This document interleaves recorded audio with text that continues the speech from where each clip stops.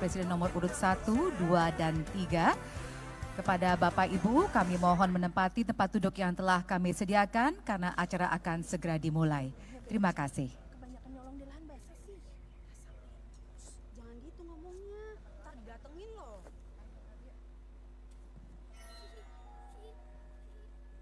Assalamualaikum semuanya. Ternyata saya tidak sendiri di sini. Kami mati karena kamu. Dasar binatang. Jalanannya kamu korupsi. Saya. Gak usah sok kaget. Mana janjimu dulu? 100.000 kamu bikin kita nunggak neraka. Dana bantuan diambil. Jalanan murah bikin celaka. Sogok sana, sogok sini. Kami semua bisa kena siksa karena terima duit kau setan. Tebus dosamu. Mau nyogok malaikat. Gak bisa. Duit lu gak kepakai di sini. Tebus dosa lu.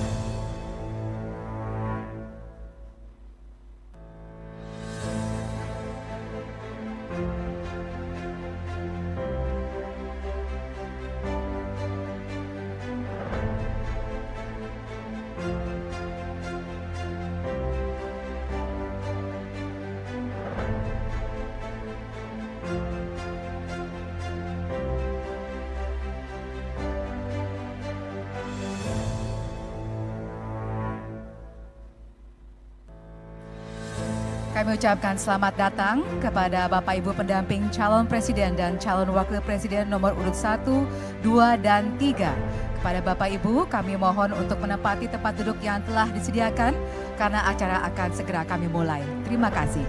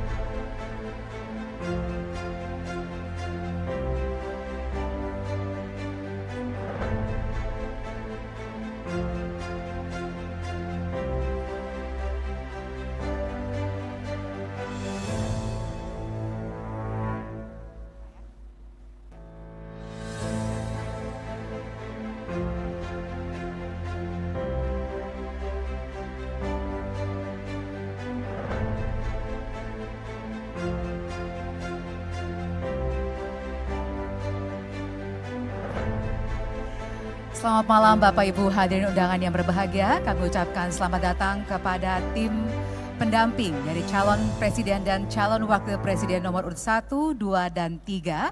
Kami harapkan Bapak Ibu yang sudah memasuki ruangan untuk dapat menempati tempat duduk yang telah kami sediakan.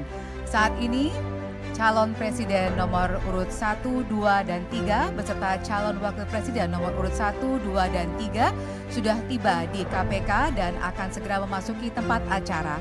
Untuk itu kami mohon Bapak Ibu sekalian untuk segera menempati tempat duduk yang telah disediakan karena acara kita pada malam hari ini yaitu Paku Integritas Penguatan Anti Korupsi untuk calon presiden dan calon wakil presiden tahun 2024 akan segera kami mulai. Untuk itu sekali lagi kami mengundang Bapak Ibu yang masih berada di luar ruangan untuk segera memasuki tempat acara karena acara akan segera dimulai. Terima kasih.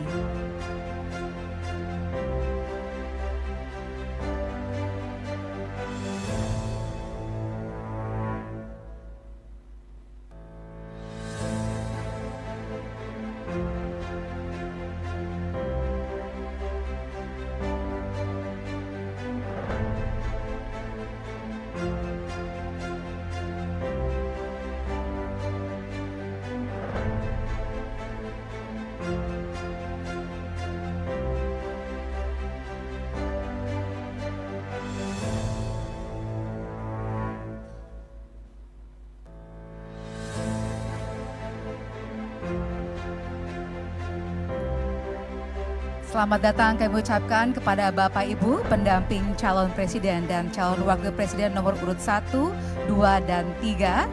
Kepada Bapak Ibu yang telah memasuki ruangan, kami harapkan untuk dapat menempati tempat duduk yang telah disediakan. Dan bagi Bapak Ibu pendamping yang masih berada di luar ruangan untuk segera memasuki tempat acara karena acara akan segera dimulai ketika pasangan calon presiden dan calon wakil presiden memasuki tempat acara. Terima kasih.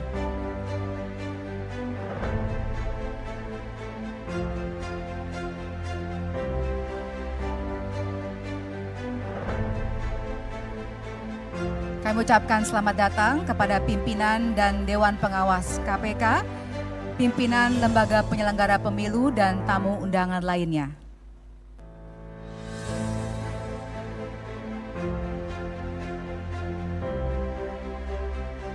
Kami ucapkan selamat datang kepada Bapak Nurul Gufron.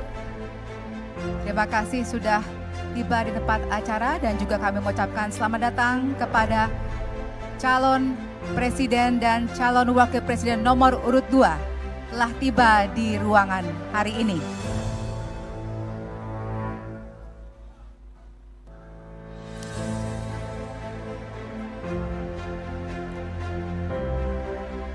Selamat datang kepada pasangan calon presiden dan calon wakil presiden nomor urut 2, Bapak Prabowo Subianto dan Bapak Gibran Raka Buming Raka. Kami ucapkan selamat datang kepada Ketua KPK, Bapak Nawawi. Kami ucapkan selamat datang. Kami juga mengucapkan selamat datang kepada Dewan Pengawas KPK yang juga sudah memasuki tempat acara. Selamat malam Bapak Ibu sekalian. Silakan menempati tempat duduk yang telah disediakan.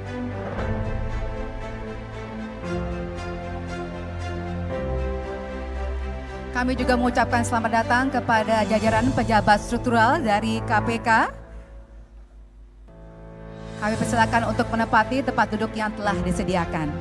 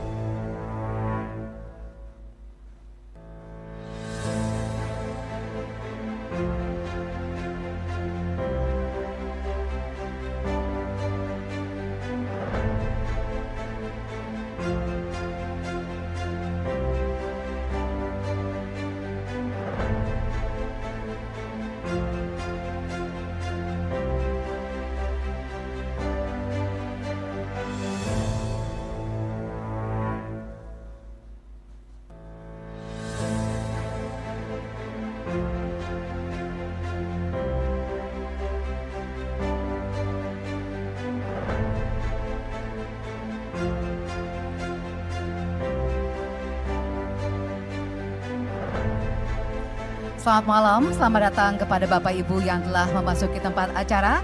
Terima kasih sudah menempati tempat duduk yang telah kami sediakan. Kepada Bapak Ibu, pendamping dari calon presiden dan calon wakil presiden, kami harapkan untuk menempati tempat duduk karena acara akan segera kita mulai dalam waktu dekat. Setelah tiba pasangan calon presiden dan calon wakil presiden nomor urut 1 dan nomor urut 3.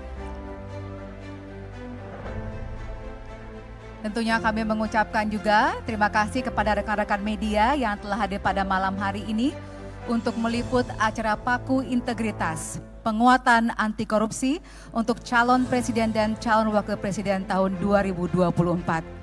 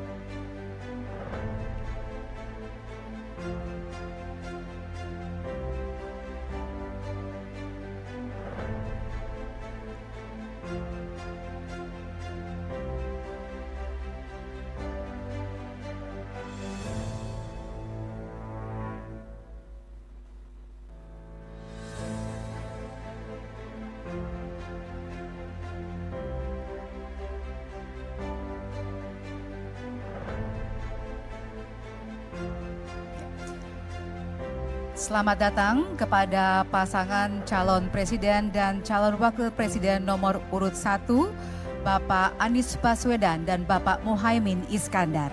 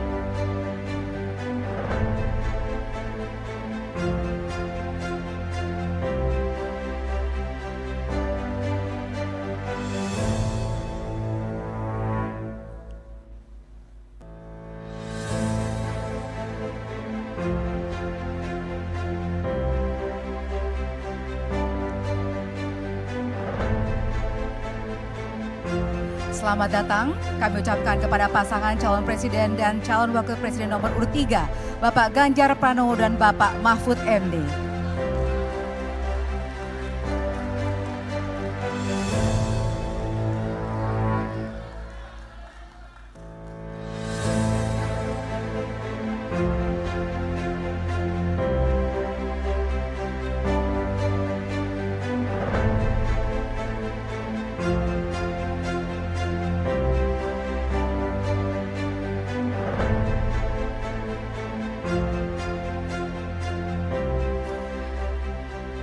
Bapak Ibu sekalian, tentunya kita senang sekali sudah melihat ketiga pasangan calon presiden dan calon wakil presiden tahun 2024. Untuk itu kami mengundang Bapak Ibu sekalian untuk segera menempati tempat duduk yang telah kami sediakan agar acara dapat segera dimulai. Dan tentunya kami mohon kerjasama Bapak Ibu sekalian untuk menjaga ketertiban acara dan juga bila menggunakan alat komunikasi, kami mohon untuk mengubahnya ke mode hening dan juga menempati tempat duduk yang telah kami sediakan sehingga acara dapat berjalan dengan lancar. Terima kasih.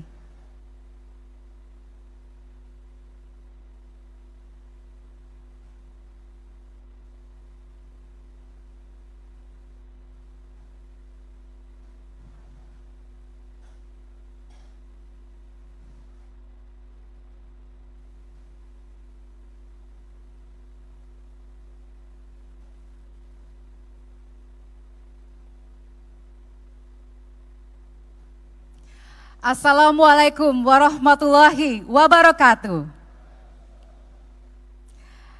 Salam sehat, salam sejahtera untuk kita semua. Shalom, Om Swastiastu, Namo Buddhaya, salam kebajikan. Yang terhormat Ketua KPK Bapak Nawawi Pomolango,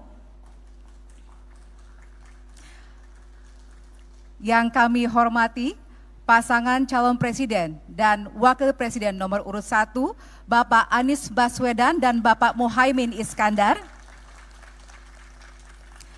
pasangan calon presiden dan wakil presiden nomor urut 2 Bapak Prabowo Subianto dan Bapak Gibran Rakabuming Raka, pasangan calon presiden dan wakil presiden nomor urut 3 Bapak Ganjar Pranowo dan Bapak Mahfud MD, Ketua Komisi Pemilihan Umum Bapak Hashim Asyari, Ketua Badan Pengawas Pemilihan Umum Bapak Rahmat Bagja, Kepala Kepolisian Negara Republik Indonesia atau yang mewakili, Jaksa Agung atau yang mewakili, Pimpinan KPK Bapak Nurul Gufron, Bapak Alexander Marwata, Bapak Johanis Tanak, Ketua Dewan Pengawas KPK Bapak Tumpak Hatorangan Panggabean dan anggota Dewan Pengawas, para pimpinan partai politik, jajaran pejabat struktural di lingkungan Komisi Pemberantasan Korupsi, seluruh tim pendamping pasangan calon presiden dan wakil presiden nomor urut 1, 2, dan 3, serta hadirin yang berbahagia. Untuk memulai acara, izinkan saya untuk menyampaikan pantun pembuka. Makan malam lauknya ikan pepes, semakin lezat pakai sambal terasi. Selamat datang para capres dan cawapres dalam acara penguatan anti korupsi. Perkenankan saya Valerina Daniel akan memandu acara penguatan anti korupsi atau Paku Integritas untuk calon presiden dan calon wakil presiden Republik Indonesia tahun 2024. Bapak Ibu hadirin yang berbahagia, korupsi telah menjadi masalah yang terus-menerus terjadi di negeri ini dan menghambat terwujudnya masyarakat yang sejahtera. Korupsi merupakan kejahatan luar biasa yang harus ditangani bersama berbagai elemen bangsa.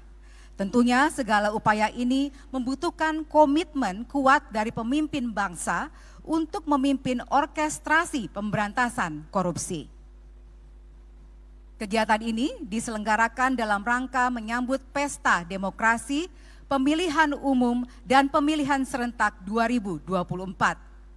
Tahun ini akan menjadi tantangan sekaligus kesempatan membuka lembaran baru pemerintahan Indonesia termasuk dalam upaya pemberantasan korupsi. Sebagai bagian dari upaya pencegahan korupsi di sektor politik, KPK menjalankan program edukasi, sosialisasi, dan kampanye anti korupsi bertema Politik Cerdas Berintegritas. KPK melakukan pembekalan anti korupsi kepada partai politik dan penyelenggara pemilu pada tahun 2022. Kemudian tahun 2023, KPK melaksanakan kampanye anti politik uang dengan tema Hajar Serangan Fajar. Untuk melengkapi keseluruhan proses sosialisasi dan kampanye anti korupsi di sektor politik, maka pada tahun ini KPK melaksanakan program penguatan anti korupsi untuk calon presiden dan calon wakil presiden Republik Indonesia tahun 2024. Program ini sebagai forum kolaborasi guna menyamakan pengetahuan dan pemahaman atas praktik korupsi dan upaya pemberantasannya di Indonesia. Acara malam ini disiarkan di kanal YouTube KPK Republik Indonesia, TVRI, dan RRI.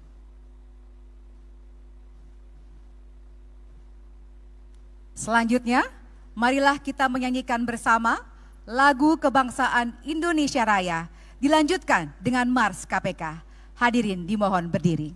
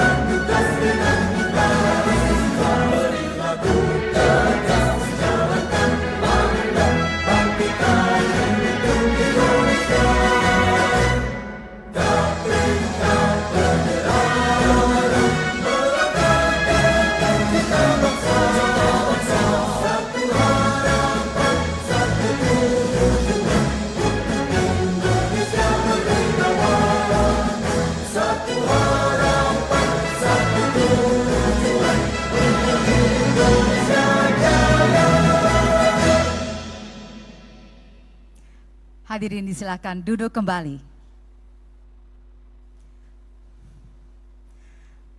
Selanjutnya, untuk menjaga ketertiban pelaksanaan acara, kami akan tampilkan di layar tata tertib kegiatan hari ini agar dapat kita patuhi bersama. Tata tertib acara Paku Integritas Capres-Cawapres 2024. 1. Menggunakan pakaian bebas, sopan dan rapi. 2. Setiap tamu undangan harus menjaga ketertiban, keamanan serta kebersihan dan tidak membawa barang-barang yang dilarang serta dapat membahayakan orang lain. 3. Yang dapat memasuki tempat kegiatan hanya nama-nama yang sudah terdaftar dan memiliki tanda pengenal dari panitia. 4.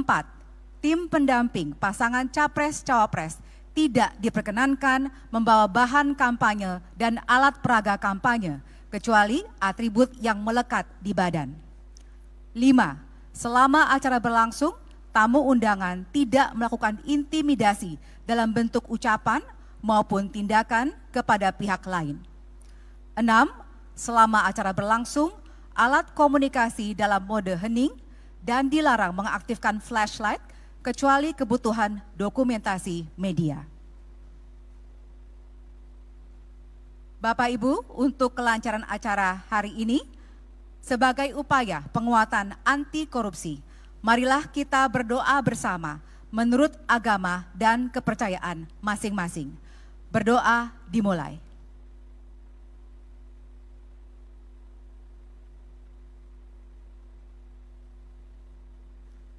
Berdoa selesai.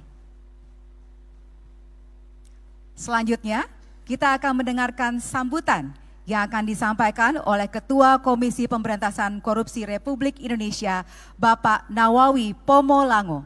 Akan disampaikan pula beberapa hambatan yang dihadapi KPK dalam upaya pemberantasan korupsi. Beli durian sampai ke Medan. Rasanya enak, tak terlupakan. Kami undang memberi sambutan Bapak Nawawi, kami persilahkan.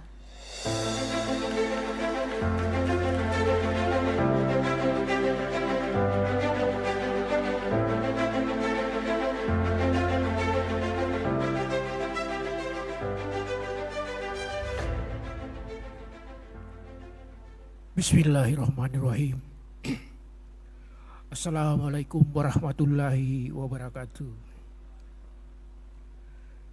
Selamat malam, salam sejahtera untuk kita semua.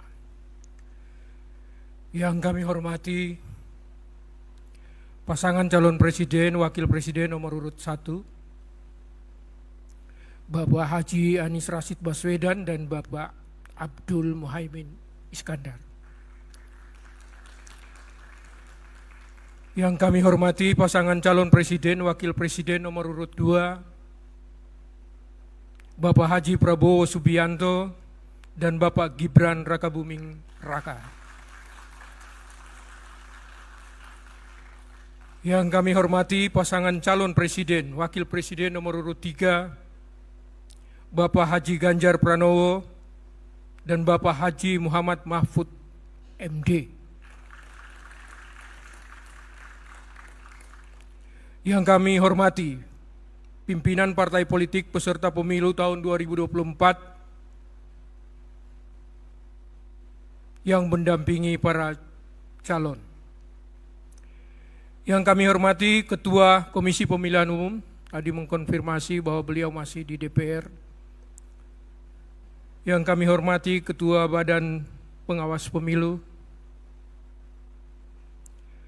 Yang kami hormati Kepala Kepolisian Republik Indonesia, dalam hal ini diwakili oleh Bapak Kabar Reskrim. Yang kami hormati Jaksa Agung Republik Indonesia yang diwakili oleh Bapak Jampitsus. Yang kami hormati Ketua Dewan Pengawas beserta para anggota Dewan Pengawas, rekan-rekan pimpinan Komisi Pemberantasan Korupsi, sudah pada cukup terkenal, jadi nggak perlu dikenalkan lagi, Pak ya. Yang kami hormati rekan-rekan media dan seluruh hadirin yang berbahagia. Konsep ini didraft oleh Kedeputian Pendidikan dan Peran Serta Masyarakat. Saya tinggal diminta untuk membacakannya. Disertakan pantun dan saya wajib katanya untuk membacakannya. Gitu. Kalau kemudian pantun ini bagus, maksud saya tanggung jawabnya ada pada penciptanya. Tapi kalau pantun ini bagus, lihatlah siapa yang membacanya. Gitu. Dari Cikini ke Gondang Dia, bawa kompers ke rumah kakak. Malam ini kami bahagia, ada capres, cawapres mampir ke KPK. Bapak Ibu sekalian yang kami hormati, Paku Integritas adalah salah satu program kerja dari Kedeputian Pendidikan dan Peran Serta Masyarakat Komisi Pemberantasan Korupsi. Di samping kerja lainnya, program kerja lainnya seperti politik cerdas berintegritas yang tadi dipaparkan oleh pembawa acara. Paku Integritas sejauh ini telah dilaksanakan kepada sejumlah penyelenggara negara, mulai dari para menteri kabinet dengan pasangannya masing-masing, para pejabat gubernur, bupati, wali kota, termasuk pejabat-pejabat eselon 1 dari berbagai kementerian dan lembaga telah diikut sertakan di dalam giat Paku Integritas ini. Demikian dengan politik berintegritas, cerdas berintegritas. Tidak kurang dari 20 partai nasional dan 6 partai lokal telah diikutkan di dalam giat PCB dimaksud. Jadi dengan ini kami ingin menyampaikan bahwa giat pada malam hari ini bukanlah giat dadakan atau giat ikut-ikutan, atau istilah trennya barangkali numpang tenar, pansos. KPK pansos pada situasi lembaga yang sedang dalam musim tidak baik-baik saja saat terpuruk, tergerus dari rasa kepercayaan masyarakat. Ingin kami sampaikan bahwa giat ini sekali lagi adalah program kerja pada Komisi Pemberantasan Korupsi sebagai wujud penegakan pencegahan anti korupsi. Terima kasih kami ucapkan kepada seluruh pihak yang telah memberikan dukungan untuk berlangsungnya kegiatan ini, mulai dari Ketua Komisi, maksud kami mulai dari Komisi Pemilihan Umum, Bawaslu tentu saja beserta DKPP yang telah memberi restu atas pelaksanaan daripada kegiatan pada malam hari ini. Terima kasih juga terutama kepada ketiga calon pasangan yang hadir atas undangan kami ini. Tiga pasangan telah bersedia hadir atas undangan ini. Meskipun sebenarnya namanya undangan bisa hadir, bisa nggak hadir gitu. Mungkin ini bedanya undangan dengan panggilan gitu. Meskipun belakangan ini ada fenomena barangkali, panggilan pun kadang tidak dihadiri juga gitu. Sekali lagi terima kasih kepada ketiga pasangan yang telah bersedia untuk hadir pada forum kali ini. Korupsi merupakan extraordinary crime, tadi telah disampaikan, kejahatan yang luar biasa. Korupsi mengancam cita-cita memakmurkan dan mesejahterakan, tentu sudah kita mengerti bersama. Faktanya beberapa indikator pemberantasan korupsi yang penting seperti indeks persepsi korupsi dari Transparansi Internasional, indeks perilaku anti korupsi, IPAK dari Badan Pusat Statistik, maupun dari survei penilaian integritas SPI yang dibuat oleh KPK bersama-sama Kemenpan RB, saat ini justru menunjukkan stagnasi bahkan kecenderungan penurunan. Di lapangan kami masih menemukan di seluruh Indonesia maraknya praktek pemberian komisi atas proyek-proyek pembangunan, praktek suap pada proses perizinan, pengaturan proses pengadaan barang dan jasa, bahkan dimulai sejak proses perencanaan hingga jual beli jabatan. Kami temui oknum-oknum sebagai backing di sektor pengelolaan sumber daya alam seperti pada sektor pertambangan, perkebunan, kehutanan. Oknum-oknum yang memeras dan meminta jatah proyek masih kerap diadukan masyarakat. Dengan kata lain, pemberantasan korupsi selama ini belum optimal dengan permasalahan utama pada implementasi. Calon presiden dan wakil presiden yang kami hormati, KPK dibentuk dengan Undang-Undang 30 tahun 2002 yang kemudian direvisi dengan Undang-Undang 19 tahun 2019. KPK tentu bekerja bersama aparat penegak hukum lainnya untuk melakukan upaya pemberantasan korupsi. Dari aspek penindakan, secara spesifik dinyatakan bahwa sasaran KPK dalam pemberantasan tindak pidana korupsi yang dilakukan oleh penyelenggara negara dan aparat penegak hukum. Bapak Ibu sekalian hadirin yang kami hormati, secara garis besar tugas dan wewenang daripada Komisi Pemberantasan Korupsi mulai dari upaya pencegahan, pengadministrasian dan pemeriksaan laporan harta kekayaan penyelenggara negara, penerimaan laporan dan penetapan gratifikasi, penyelenggaraan pendidikan anti korupsi dan partisipasi masyarakat, monitoring atas sistem penyelenggaraan pemerintahan, koordinasi dengan instansi pelayanan publik, Kementerian Dalam Negeri, pemerintah daerah, provinsi, kabupaten, kota, serta kementerian lembaga yang melaksanakan pelayanan publik, bidang penindakan, kewenangan penyelidikan, penyidikan, penuntutan, dan eksekusi, koordinasi dan supervisi dengan instansi aparat penegak hukum, Kepolisian Republik Indonesia, Kejaksaan Agung, Badan Pengawasan Keuangan, dan Pembangunan BPKP maupun Badan Pemeriksa Keuangan. Pada kesempatan ini kami ingin menyampaikan beberapa hambatan penting yang menurut kami dapat diselesaikan dengan komitmen yang kuat dari Presiden dan Wakil Presiden yang terpilih nantinya. Kami percaya ketika terpilih nanti, Presiden akan menjadi Panglima Pemberantasan Korupsi, yang akan memimpin para pembantunya yang akan mengkoordinasikan partai politik baik dari koalisi pendukung maupun partai politik lainnya untuk bersama-sama dengan elemen masyarakat melakukan pemberantasan korupsi. Pemberantasan korupsi harus ada pada semua ruang dan waktu. Pemberantasan korupsi tidak hanya ada pada saat ada kepentingannya. Beberapa hal yang kami minta untuk mendapatkan perhatian. Yang pertama, penguatan instrumen laporan harta kekayaan penyelenggara negara LHKPN.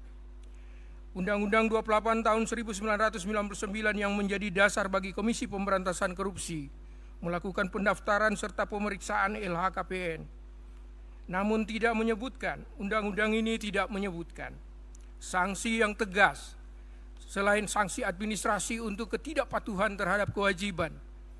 Akibatnya saat ini, kepatuhan penyampaian LHKPN secara lengkap diabaikan oleh sekitar 10.000 dari 371.000 penyelenggara negara. Pemeriksaan LHKPN dan kasus korupsi menunjukkan bahwa LHKPN hanya dianggap administratif dan tidak ada sanksi bagi LHKPN yang tidak mencantumkan seluruh harta. Realitanya penyelenggara negara yang tidak menyampaikan LHKPN secara lengkap dan benar, LHKPN-nya tetap diangkat dalam jabatan pembantu presiden atau jabatan publik lainnya. Untuk itu, Komisi Pemberantasan Korupsi meminta komitmen nyata dari calon presiden dan calon wakil presiden ketika nanti terpilih untuk menguatkan peran LHKPN dengan pemberian sanksi berupa pemberhentian dari jabatan publik kepada pembantu presiden atau pimpinan instansi yang lembaganya tidak patuh terhadap kewajiban penyampaian LHKPN secara lengkap. Demikian juga pemberhentian dari jabatan kepada penyelenggara negara ketika pemeriksaan LHKPN menunjukkan ada harta yang disembunyikan. Kami mohon agar presiden dan calon presiden terpilih nantinya menjadikan LHKPN dan hasil pemeriksaan LHKPN sebagai salah satu kriteria bagi promosi pengangkatan seseorang dalam jabatan publik. KPK siap menyampaikan hasil pemeriksaan LHKPN pada presiden untuk ditindaklanjuti.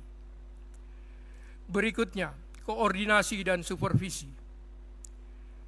Koordinasi dan supervisi menjadi dua dari tugas utama yang diamanatkan Undang-Undang Nomor 19 2019 kepada Komisi Pemberantasan Korupsi.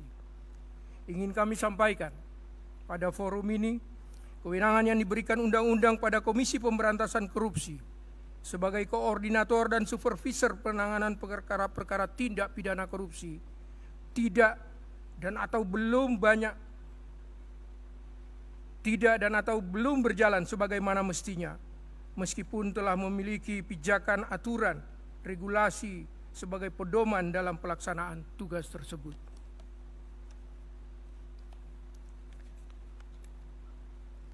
Berikutnya, penguatan kelembagaan Komisi Pemberantasan Korupsi. 5 orang pimpinan Komisi Pemberantasan Korupsi dan Dewan Pengawas akan dipilih melalui mekanisme yang sudah ditetapkan dalam Undang-Undang 19/2019.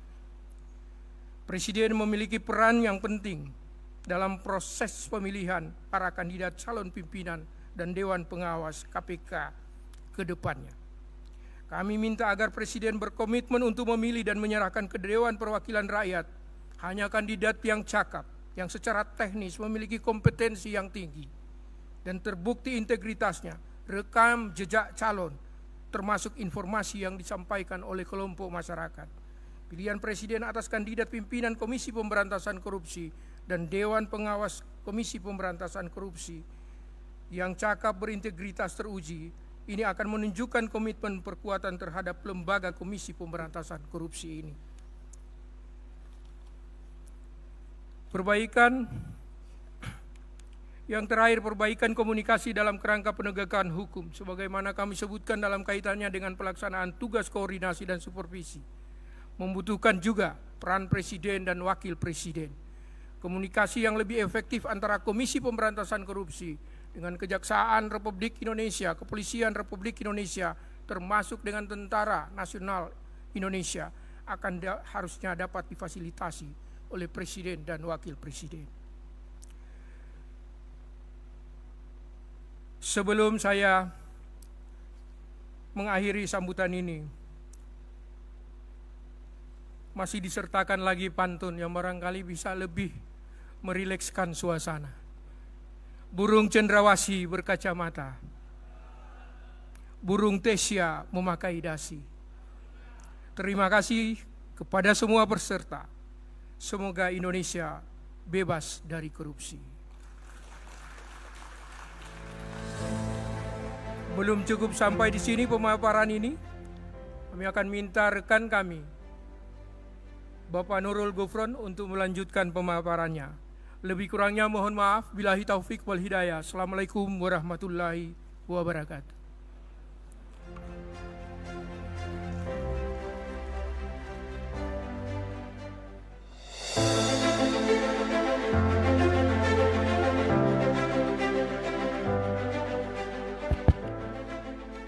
Bismillahirrahmanirrahim. Assalamualaikum warahmatullahi wabarakatuh. Selamat malam, salam sejahtera untuk kita semua. Om Swastiastu, Namo Buddhaya, salam kebajikan. Saya tak membuka kembali sebagaimana telah disampaikan oleh ketua sebelumnya. Tetapi apa yang disampaikan ketua perlu dikontekskan. Untuk apa dan mengapa apa yang disampaikan oleh ketua KPK tadi. Lanjut. Kami akan memaparkan secara deskripsi kondisi strategis pemberantasan korupsi di Indonesia.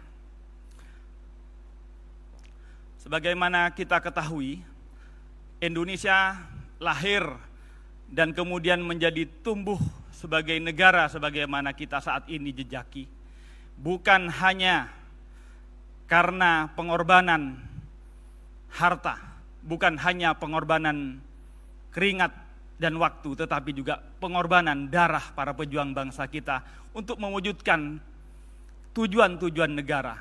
Tujuan yang pertama adalah bagaimana Indonesia bernegara dengan mewujudkan pelindungan bagi segenap bangsa dan seluruh tumpah darah Indonesia. Kedua, memajukan kesejahteraan umum. Ketiga, mencerdaskan kehidupan bangsa. Dan keempat, ikut melaksanakan ketertiban dunia yang berdasarkan kemerdekaan, perdamaian abadi, dan keadilan sosial. Hanya untuk tujuan-tujuan inilah kita bernegara, dan karenanya penyelenggaraan pemerintahan tentu juga harapannya adalah menghadirkan dan mewujudkan cita-cita para pendiri bangsa. Faktanya hingga hari ini kita harus mengakui sebagaimana disampaikan IPK kita, CPI kita, IPAK kita, SPI kita menunjukkan bahwa masih perlu bekerja ekstra untuk mewujudkan pemberantasan korupsi dalam penyelenggaraan pemerintahan kita. Kenapa kita kemudian memerlukan secara serius, secara sinergisitas, secara komprehensif untuk memberantas korupsi? Karena dengan adanya korupsi ini maka tujuan-tujuan kita bernegara bubar dari mimpi-mimpi kita.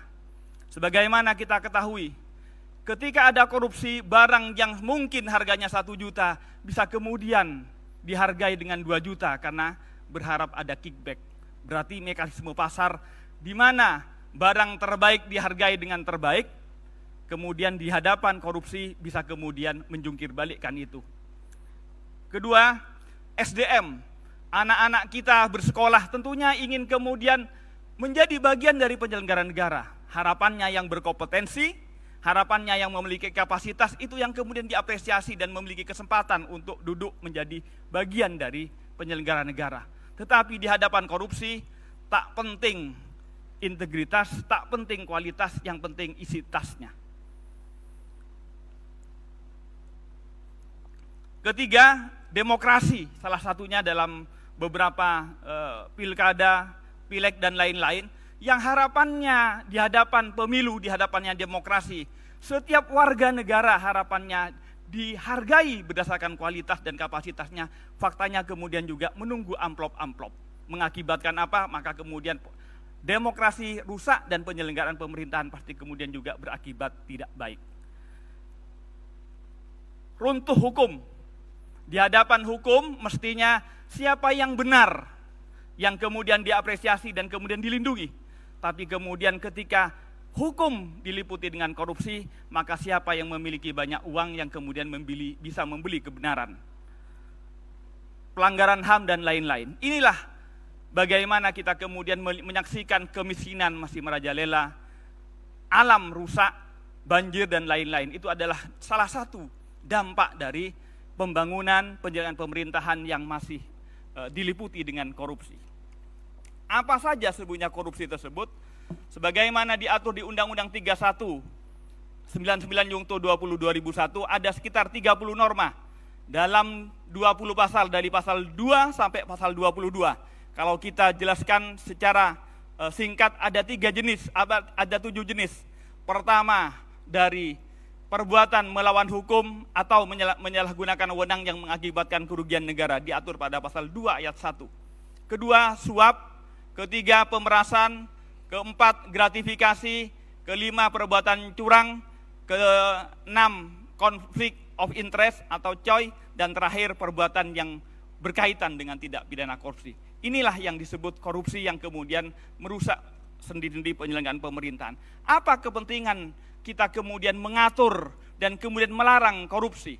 Karena dalam korupsi yang terugikan ada 2 hal minimal.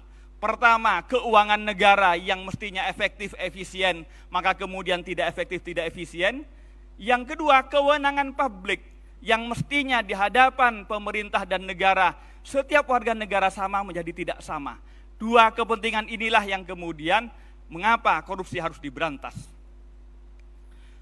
Ini disadari bukan hanya pada masa saat ini, tapi korupsi sudah kemudian menjadi kesadaran dari masa dan orde-orde sebelumnya. Dari masa Bung Karno.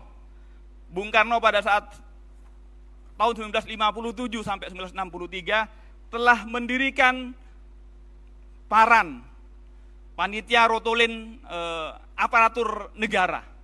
Di situ juga isunya adalah isu korupsi. Kemudian era Pak Harto. Pada tahun 1967 Pak Harto telah membentuk tim pemberantas korupsi dan juga Komisi 4 yang kemudian melahirkan juga perubahan ataupun revisi pertama undang-undang dari KUHP kepada undang-undang pertama korupsi kita, yaitu Undang-Undang 371. Masuk kepada era pertama reformasi mulai dari B.J. Habibie kemudian ke Kiai Haji Abdurrahman Wahid, mulailah ada TGTPK pada tahun 2000. Kemudian bergeser pada tahun 2023 di era Presiden Megawati Soekarno Putri, lahirlah Undang-Undang 30 2002 yaitu Undang-Undang KPK. Maka kemudian dilanjutkan pada era Presiden Susilo Bambang Yudhoyono, juga kemudian ada rencana aksi pemberantasan korupsi dari 2004 sampai 2009. Kemudian dilanjutkan di era Presiden Joko Widodo dengan memantapkan Stranas PK, yaitu Rencana dan Strategis Pencegahan Korupsi dengan lahirnya Perpres 54 2018. Ini semua menyadarkan bahwa bangsa kita sesungguhnya setiap orde, setiap pemerintahan menyadari bahwa korupsi adalah penyakit yang harus diberantas dari masa ke masa. Pemberantasannya bagaimana? Kami kemudian menggunakan 3 strategi. Pertama, pendidikan. Harapannya setiap warga negara, apalagi penyelenggara negara, dari dirinya berkomitmen untuk tidak mau korupsi. Kedua, dari sisi pencegahan, agar sistem tata kelola penyelenggaraan pemerintahan, baik tata kelola keuangan dan wewenang publik, itu tidak bisa dikorup. Ketiga, penindakan. Harapannya agar yang tertangkap pelakunya jera dan orang lain takut. Harapannya efek deterrennya seperti itu. Kemudian apa saja sesungguhnya lembaga-lembaga yang telah didirikan di negara kita. Dari struktur pencegahan, kita telah memiliki di daerah ada Bawas, ada inspektorat, naik ke atas lagi ada kemudian inspektorat provinsi, ke pusat ada BPKP, itu internal pemerintah. Ada BPKP, ada BPK, itu adalah semua instansi-instansi pencegahan. Selain itu juga memiliki Kemenpan RB, yang kemudian menata agar ASN-ASN kita kemudian juga bisa akuntabel. Kemudian ada BPS yang mengukur tadi, mengukur IPAK dan lain-lain. Itu semua adalah bekerja untuk kemudian memastikan penyelenggaraan pemerintahan dalam kelola uang dan kelola wewenang publik tidak bisa dikorupsi. Di bidang penindakan, ada polisi, ada jaksa, ada KPK, disupport oleh PPATK, disupport oleh akunting forensik dan lain-lain. Itu semua adalah bagian dari komitmen bangsa kita untuk memberantas korupsi. Hasilnya ada banyak misalnya hal-hal yang kemudian telah memiliki banyak perbaikan. Misalnya dalam tata kelola pelabuhan, kita telah kemudian masuk menjadi 20 negara tercepat dalam pelayanan pelabuhan. Penggunaan NIK yang dulu bansos kadang kemudian tidak tepat sasaran karena kemudian setiap kementerian mengajukan banyak pemohon, tapi ternyata ketika dipadukan ternyata orangnya itu lagi walaupun dari berbagai kementerian yang berbeda. Itu semua adalah komitmen dan raihan-raihan yang telah kita torehkan. Tapi bagaimana sesungguhnya dalam angka korupsinya? Ternyata statistik penanganan korupsi bukan hanya angka cegahnya, bukan hanya komitmen, angka penangkapan dan juga angka penindakannya ternyata masih tinggi. Sebagaimana disampaikan tadi oleh Pak Ketua, di PBJ hampir keseluruhan daerah masih bermasalah dari PBJ. Di SDM hampir sama, di perizinan juga begitu. Ini menggambarkan bahwa apa? Ada yang perlu dirapikan dalam pencegahan kita. Telah banyak struktur yang mencegah, telah banyak struktur negara yang melakukan penindakan, tetapi angkanya tetap mengakibatkan kita masih menunjukkan perlu koordinasi dan sinergi yang lebih rapi lagi. Lanjut, SPI dan IPAK kita. Sebagaimana disampaikan tadi oleh Pak Ketua juga, CPI kita, Corruption Perception Index kita dari 34 di 2014, naik kemudian kita di 2002 kemarin, kembali turun ke angka 34. Artinya proses pemberantasan atau perjuangan kita mengalami stagnan. Kedua, SPI kita juga dari 72,4 menurun pada tahun 2022 ini menjadi 71,94. IPAK kita 393, 392, turun 0,01. Yang perlu dipahami apa? CPI atau IPK kita adalah persepsi baik oleh warga negara, oleh pelaku bisnis dan juga expert yang menilai bangsa kita. Kedua, bicara SPI. SPI apa? Survei penilaian integritas yang mengukur institusi dari tingkat korupsinya. Apakah pelayanannya sudah tidak ada korupsi atau tidak. Sementara IPAK adalah indeks perilaku anti korupsi, yaitu menilai perilaku person. Kalau CPI negara, SPI institusi, kementerian dan lembaga, IPAK pada person. Lanjut kepada IPK. Ini yang perlu kita cermati. Negara-negara kecil mungkin seperti negara-negara Eropa di Skandinavia, bahkan juga Singapura, itu rata-rata bagus. Tapi Indonesia dan beberapa negara-negara Amerika Latin, Brazil, Argentina, Spanyol, dan lain-lain, ini juga stagnan di angka itu-itu saja. Yang perlu ditermati, kami menilai mungkin ada korelasinya, bahwa rata-rata negara-negara yang bisnis utamanya berdasar ataupun berbasis kepada jasa dan perdagangan, rata-rata IPK-nya bagus. Tapi negara-negara Amerika Latin, Asia, dan kemudian termasuk Indonesia yang pendapatan utamanya pada sektor ekstraksi sumber daya alam, tambang, minyak, dan lain-lain, yang memerlukan relasi antara pengusaha dengan penguasa, itu yang rata-rata angka korupsinya masih stagnan di titik itu saja. Mungkin ini menjadi bagian yang perlu kita cermati ke depan.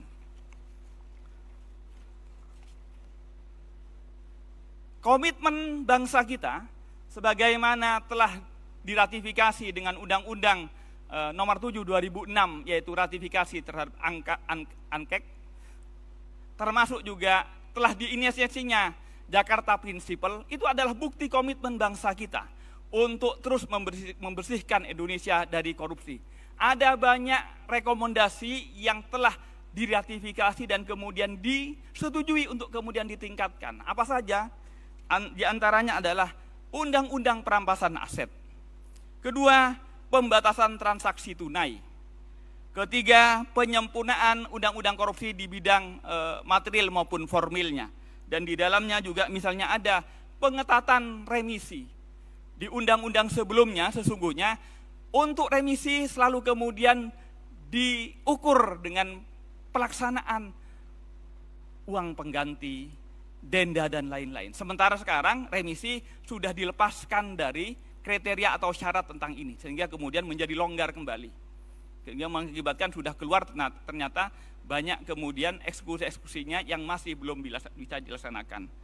Termasuk juga kriminalisasi terhadap suap pejabat asing. Jadi selama ini undang-undang kita hanya mengkriminalkan terhadap suap terhadap pejabat negara kita.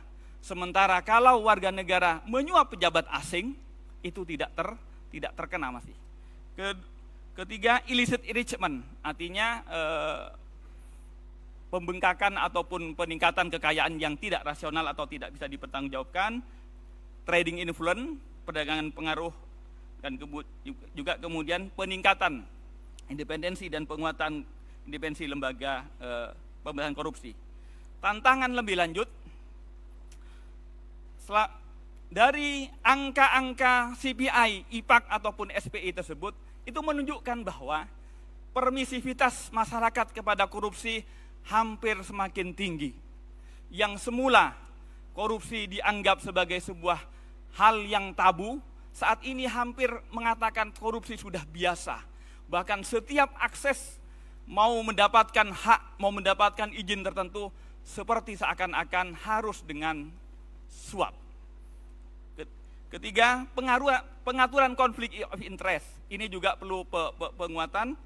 Pelindungan terhadap penghargaan partisipasi publik pada pelapor yang selama ini penghargaannya masih 0,2 per mil, itu menurut kami perlu ditingkatkan. Bahkan resiko bagi pelapor bukan hanya resiko karirnya kadang dilempar ataupun dihentikan, bahkan kemudian resiko-resiko tentang jiwanya. Terakhir, koordinasi antar lembaga.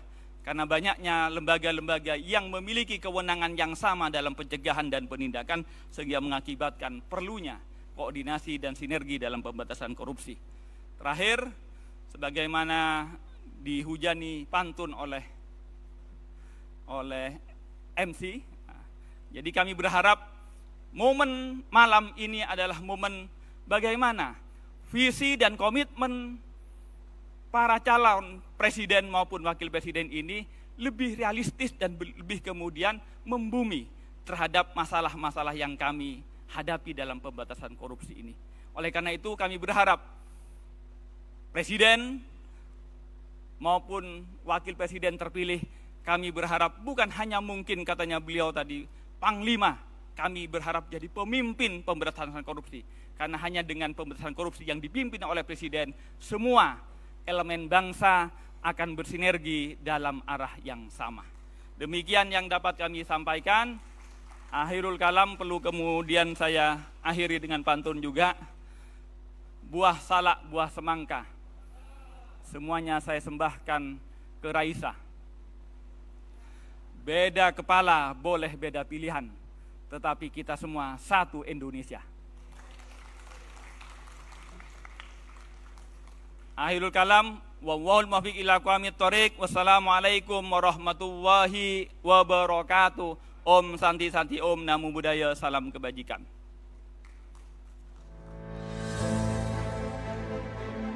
Terima kasih Bapak Nurul Gufron yang sudah diundang langsung tadi oleh Bapak Nawawi dan sudah menyampaikan kepada kita semua hambatan-hambatan pemberantasan korupsi di Indonesia. Kami yakin Bapak-Bapak Capres dan Cawapres menyimak pemaparan tadi karena setelah ini para Capres dan Cawapres akan kami minta untuk menyampaikan respon terhadap hambatan pemberantasan korupsi tersebut dalam pidatonya nanti. Ya.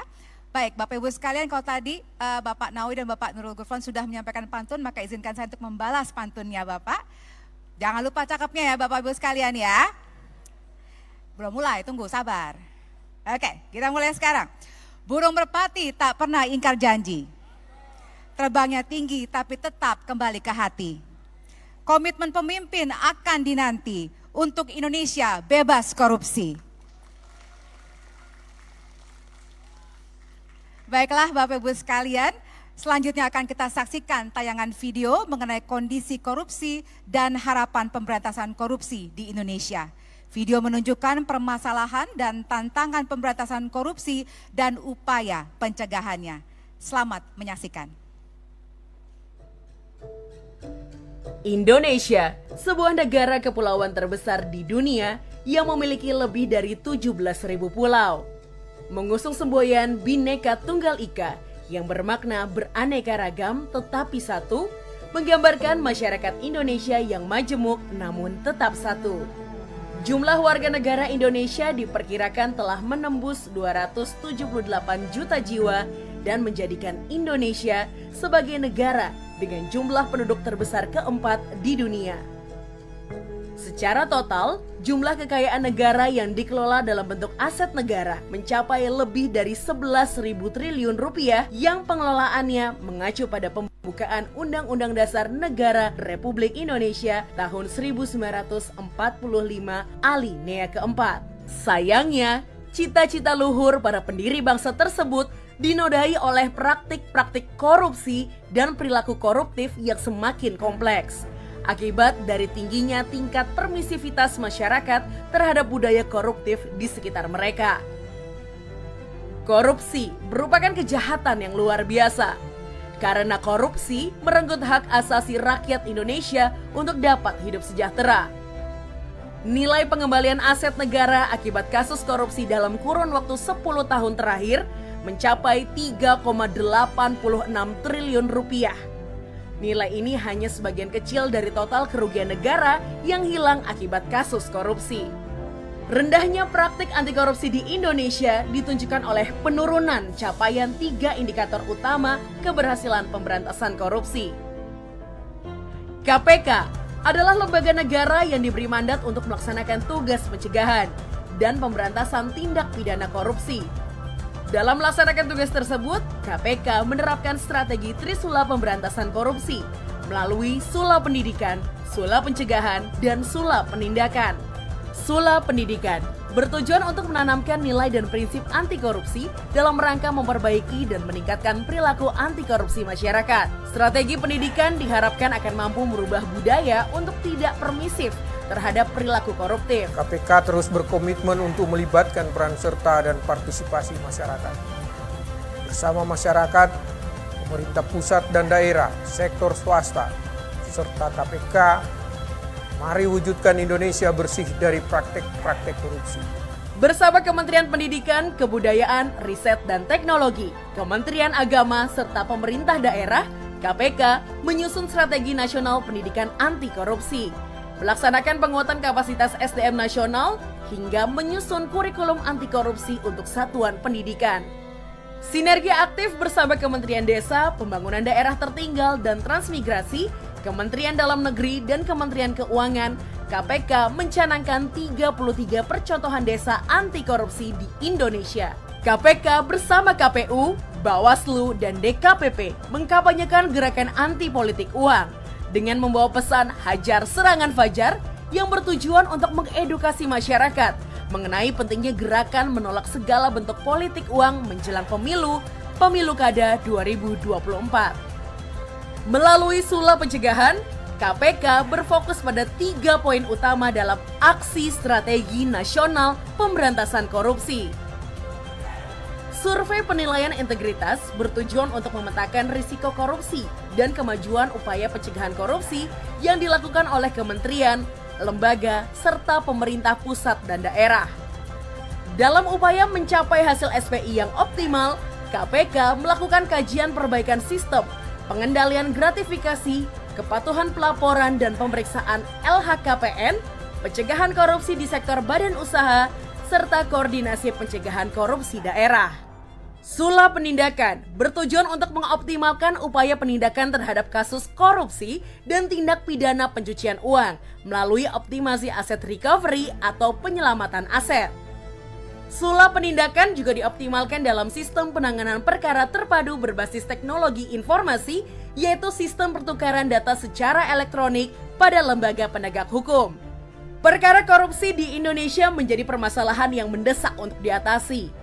Indonesia membutuhkan sosok pemimpin nasional yang memiliki komitmen dan ketegasan dalam memberantas korupsi hingga ke akarnya. Sosok pemimpin yang mampu mengubah budaya koruptif para penyelenggara negara, aparatur sipil negara, dan semua lapisan masyarakat. Indonesia membutuhkan sosok pemimpin yang mampu mengorkestrasi sinergi antar lembaga dan mewujudkan kehidupan berbangsa dan bernegara yang bebas dari praktik korupsi. Bersama-sama, kita berkomitmen melakukan upaya nyata, memperkuat independensi dan efektivitas lembaga pemberantasan korupsi, serta implementasi kebijakan pemberantasan korupsi. Mari bersinergi untuk mewujudkan Indonesia yang terbebas dari korupsi. Mari kita berikan tepuk tangan bersama untuk membakar semangat anti korupsi. Bapak Ibu, dari video tadi kita melihat bahwa korupsi merupakan kejahatan yang luar biasa karena korupsi merenggut hak asasi rakyat Indonesia untuk dapat hidup sejahtera. Untuk itu mari kita bersama-sama berkomitmen melakukan upaya nyata pemberantasan korupsi.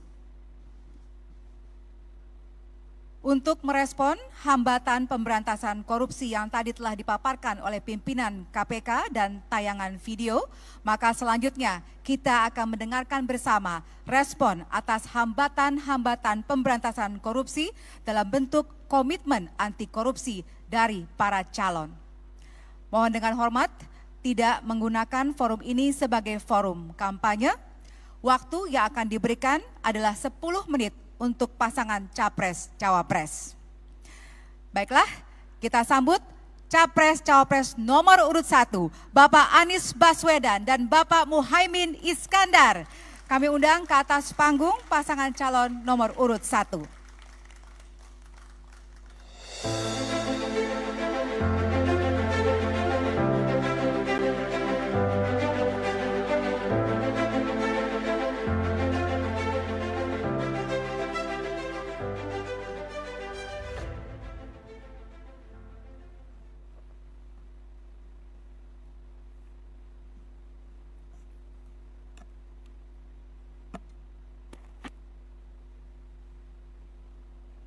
Assalamualaikum warahmatullahi wabarakatuh. Selamat malam, salam sejahtera untuk semuanya. Yang kami hormati Ketua KPK Bapak Nawawi Pomolango dan seluruh pimpinan KPK, Ketua KPU yang saya hormati, Ketua Bawaslu, Ketua DKPP, Yang kami hormati Kapolri atau yang mewakili, Jaksa Agung atau yang mewakili, yang kami hormati pasangan calon nomor 02 Bapak Prabowo Subianto, Bapak Gibran Rakabuming Raka, dan pasangan calon nomor urut 3 Bapak Ganjar Pranowo dan Bapak Mahfud MD, dan seluruh pimpinan partai, perwakilan partai pengusung, dan hadirin sekalian. Izinkan kami merespon apa yang tadi disampaikan oleh KPK.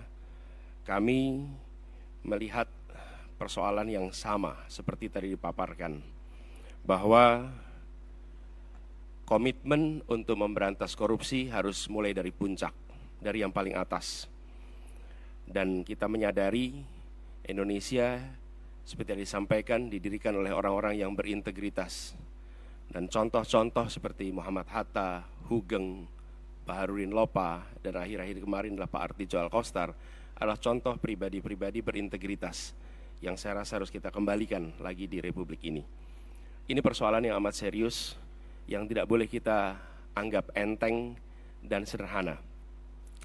Tadi disampaikan tentang Corruption Perception Index yang menurun, SPI, IPAK yang tadi ditunjukkan. Kami melihat ada problem yang amat serius di dalam kepercayaan publik terhadap pemberantasan korupsi. Yang itu juga tercermin.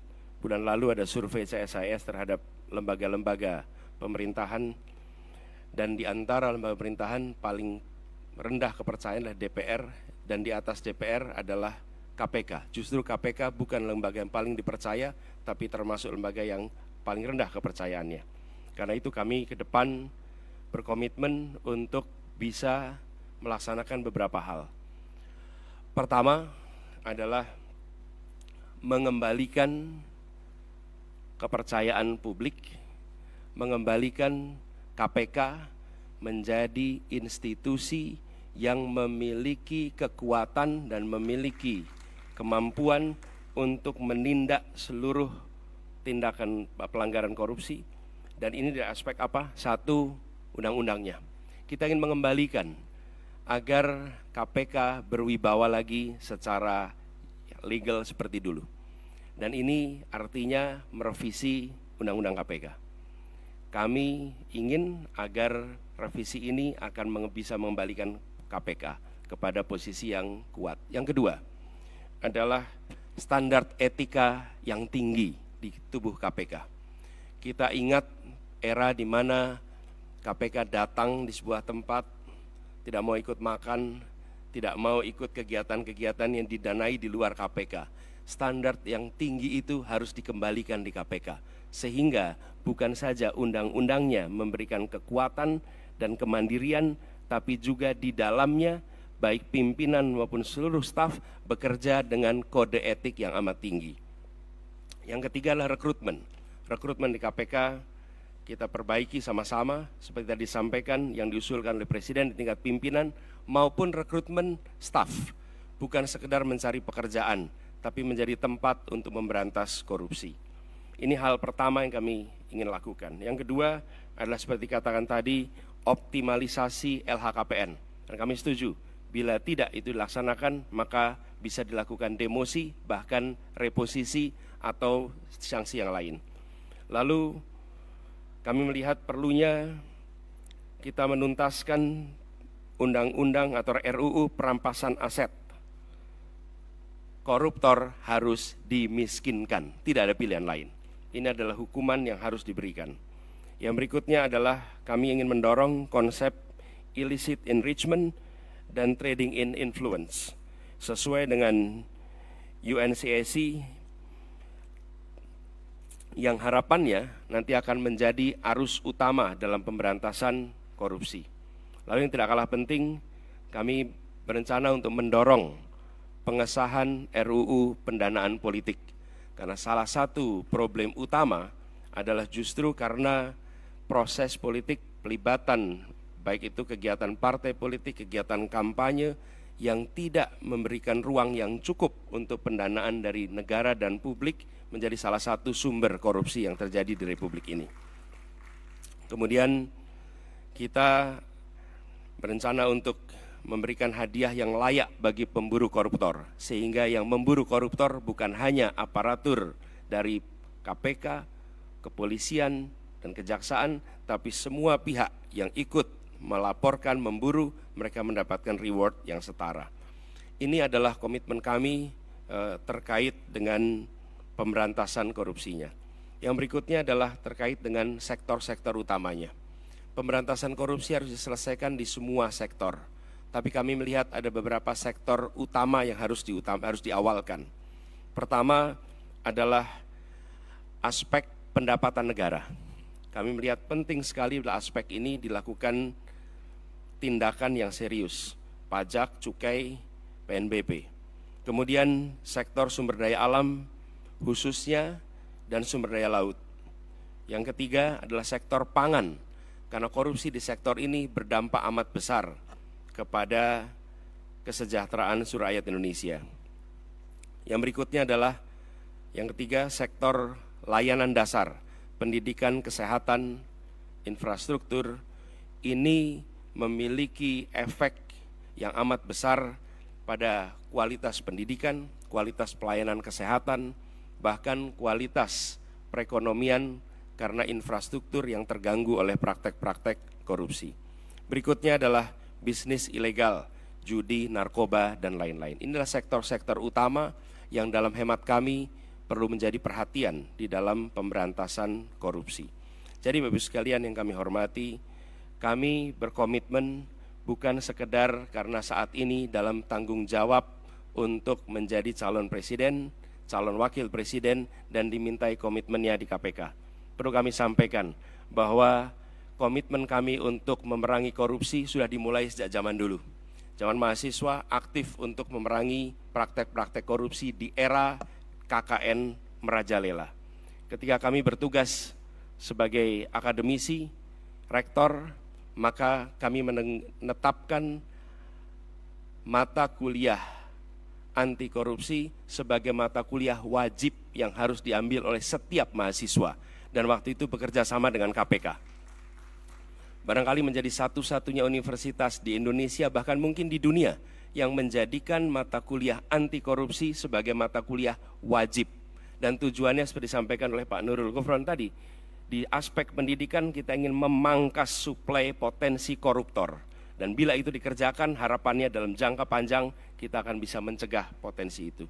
Yang berikutnya, ketika kami bertugas di DKI, kami membentuk yang disebut sebagai Komisi Pencegahan Korupsi Ibu Kota, KPK Ibu Kota. Ini dikerjakan untuk kita mencegah praktek korupsi yang ada di dalam institusi Pemprov DKI Jakarta. Jadi Bapak Ibu sekalian kami hormati, soal ini adalah soal serius, bukan soal untuk main-main, bukan soal untuk guyonan. Ini adalah persoalan korupsi yang amat mendasar yang harus dibereskan. Dan kami tegaskan bahwa komitmen yang kami sampaikan di sini adalah komitmen kami melanjutkan apa yang sudah kami kerjakan selama ini.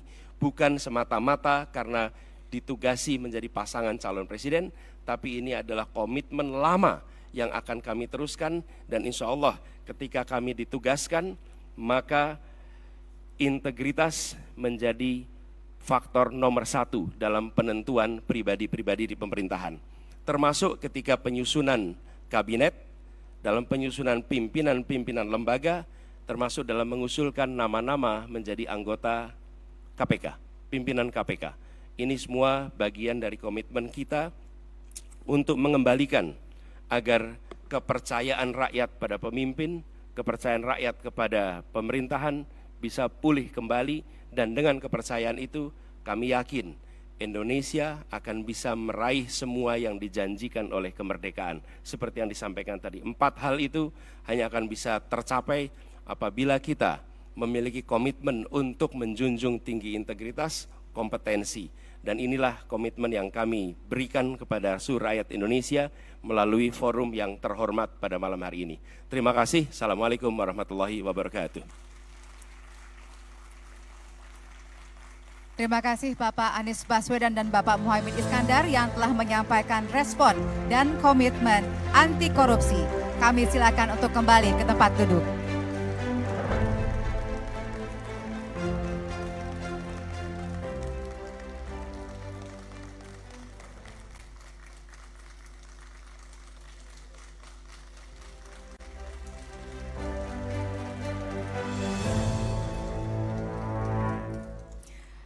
Selanjutnya, kita akan kembali mendengarkan respon dan pidato komitmen anti korupsi dari paslon selanjutnya. Kita sambut Capres-Cawapres nomor urut 2, Bapak Prabowo Subianto dan Bapak Gibran Rakabuming Raka. Kami undang ke atas panggung pasangan calon nomor urut 2.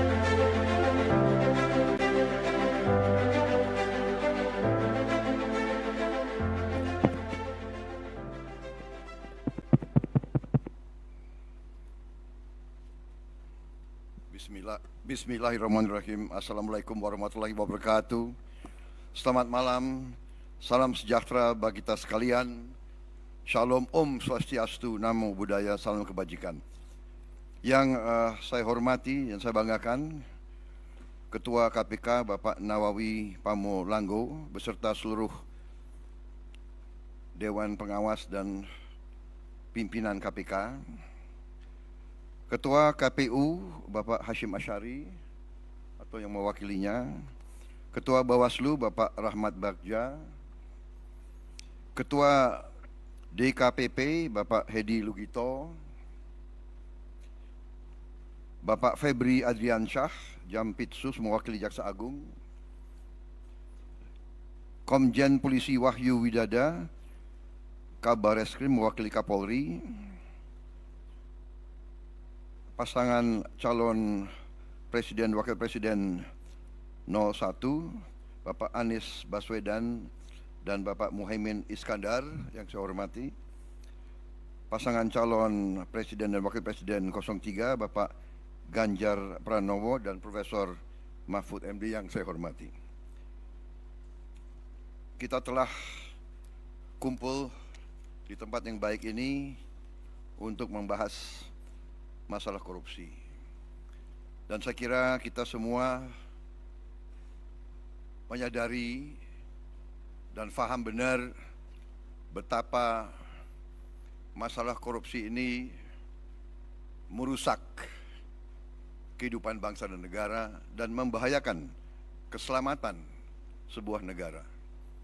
Negara-negara yang dikatakan gagal sebagian besar adalah karena tidak mampu mengendalikan mitigasi ataupun menghilangkan korupsi. Justru yang tadi disampaikan oleh pimpinan KPK benar-benar relevan. Kita faham justru negara seperti kita yang hidupnya banyak sekali tergantung sumber daya alam, disitulah terjadi praktek-praktek korupsi yang sangat mengganggu kelangsungan hidup suatu bangsa.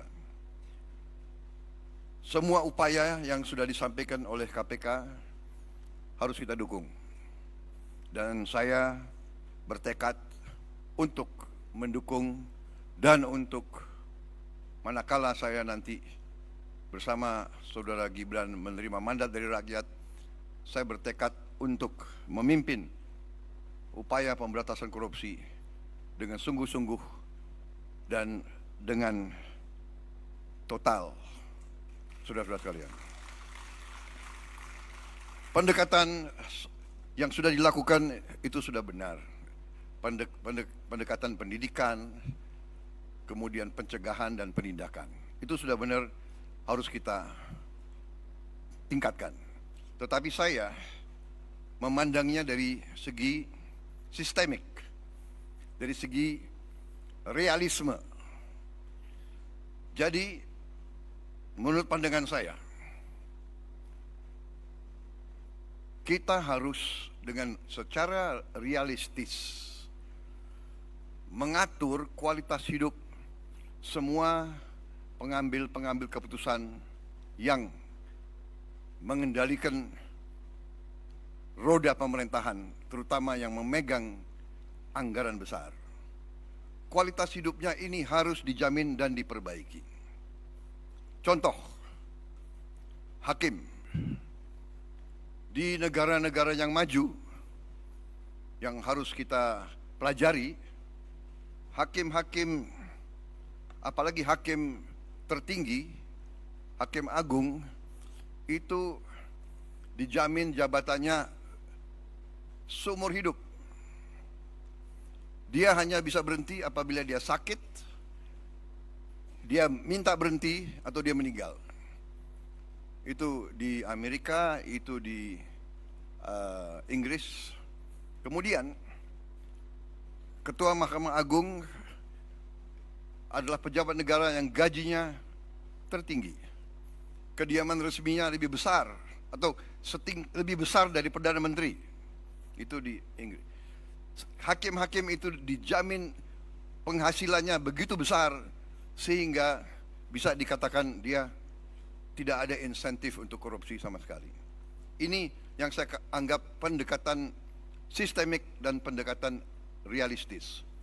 Pejabat-pejabat yang memegang anggaran besar, kualitas hidupnya dan penghasilannya harus sesuai. Sekarang direksi perusahaan swasta, bahkan perusahaan BUMN, gajinya jauh lebih besar dari Panglima TNI, dari dirjen-dirjen, dari menteri-menteri yang memegang anggaran negara yang triliunan. Ini saya kira harus kita mendekatinya secara realistis. Ini keyakinan saya. Jadi kita perbaiki kualitas hidup, kita tingkatkan gaji-gaji semua pejabat, semua penyelenggara negara. Kita mampu, saya sudah hitung dengan tim pakar saya, Indonesia negara kaya bukan negara miskin. Kita mampu, kita tingkatkan kualitas hidupnya, kita jamin kualitas hidupnya dengan berbagai sistem. Dengan demikian kita tegakkan semua undang-undang yang perlu ditegakkan. Bila perlu pembuktian terbalik, tidak perlu kita tunggu delik pengaduan, tetapi seorang pejabat yang mau menjabat jabatan penting harus transparan, harus bisa dilihat. Karena itu saya sangat dukung LHKPN untuk ditegakkan dan diberi sanksi manakala LHKPN itu tidak jujur. Semua kekayaan harus dilaporkan. Jadi intinya demikian, pendekatan secara realistis, sistemik. Kita perbaiki kualitas hidup, kita jamin kualitas hidup sehingga tidak terjadi suatu hal yang tidak masuk akal. Sebagai contoh, pejabat yang mengendalikan anggaran kontrak-kontrak besar itu diperlakukan sama dengan pejabat yang tidak punya tanggung jawab sebesar itu. Ini saya melihat sehari-hari di lingkungan tanggung jawab saya.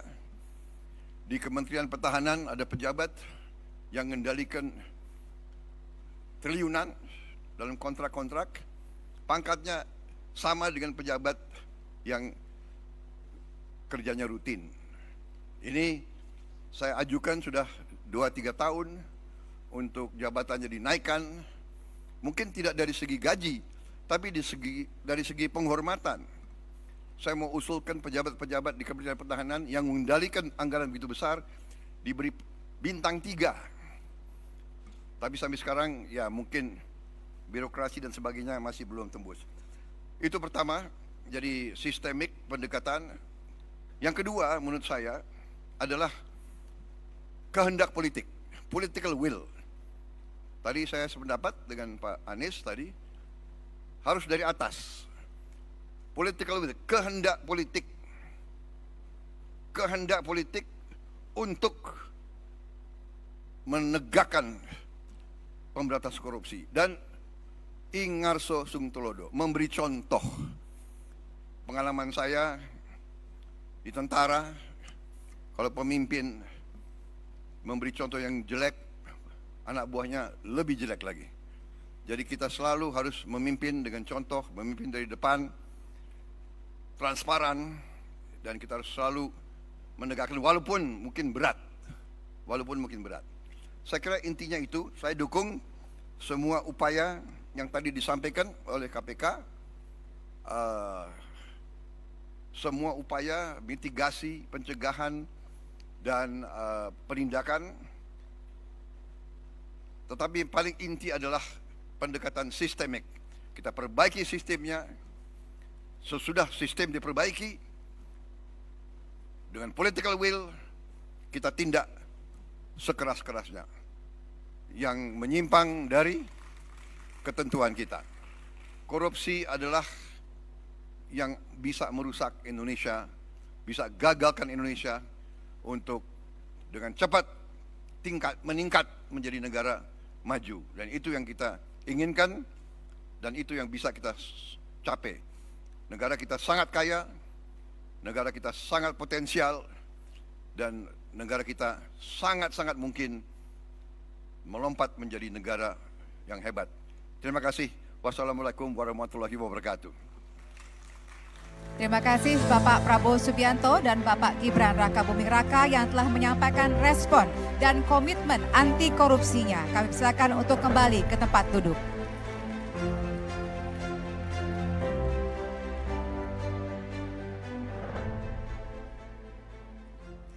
Hadirin, kita akan kembali mendengarkan respon dan pidato komitmen anti korupsi dari paslon selanjutnya. Kita sambut Capres-Cawapres nomor urut 3, Bapak Ganjar Pranowo dan Bapak Mahfud MD. Kami undang ke atas panggung pasangan calon nomor urut 3.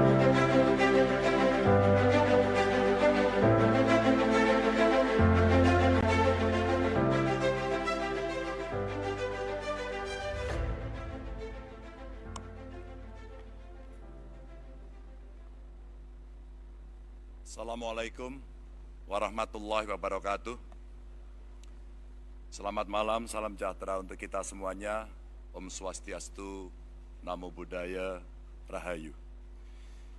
Yang sangat saya hormati Ketua KPK, Pak Nawawi beserta seluruh jajaran, Dewan Pengawas,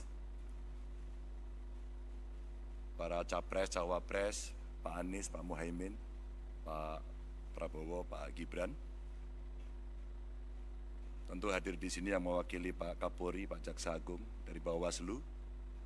Seluruh hadirin yang sangat saya hormati, sangat saya muliakan. Partai-partai pengusung yang hari ini juga ikut hadir. Suatu ketika saya bertemu dengan anak buah, pangkatnya rendah. Saya bertanya sangat simpel sekali. Kenapa Anda korupsi?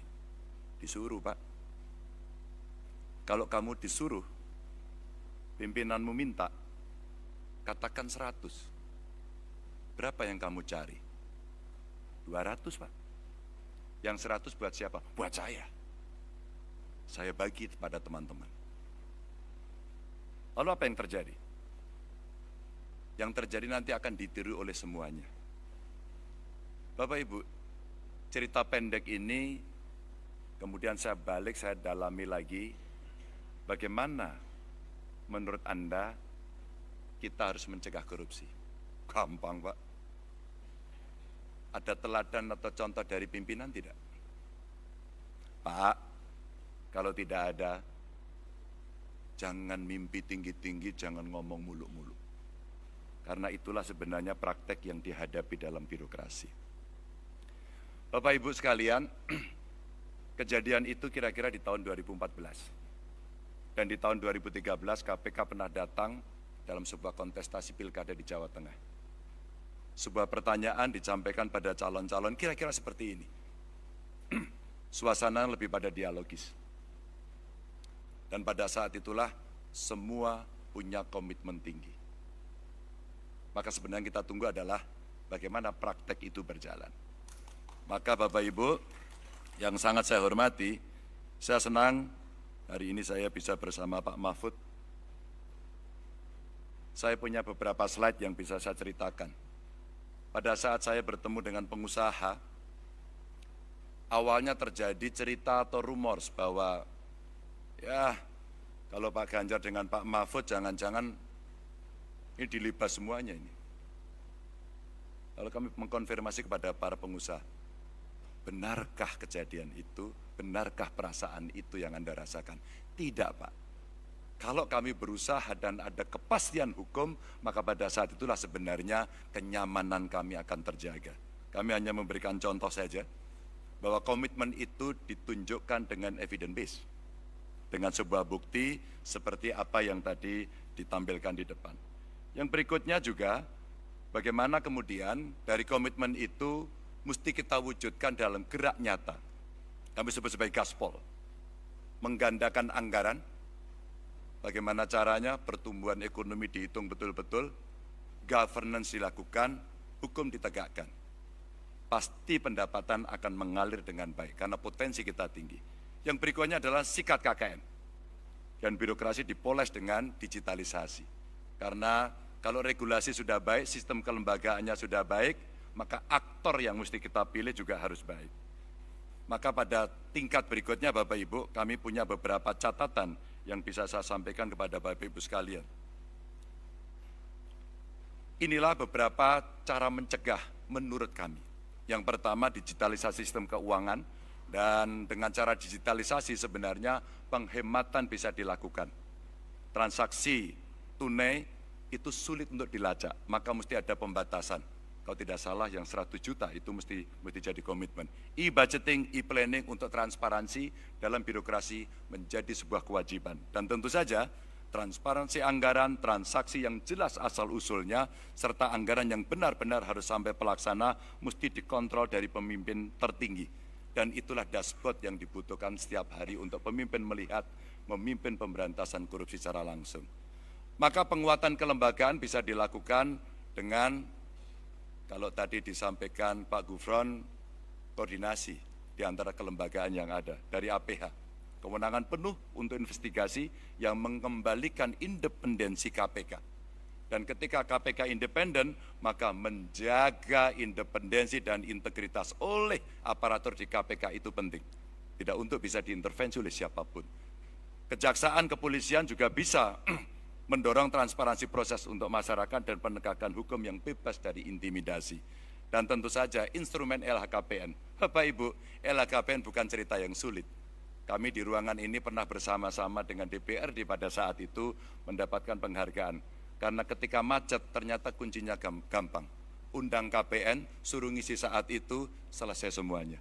Dan inilah pola-pola yang kita lakukan ketika koordinasi, supervisi, dan pencegahan kita lakukan. Melibatkan pemerintah dan KPK dan dunia usaha termasuk dunia pendidikan adalah cara pencegahan yang bagus.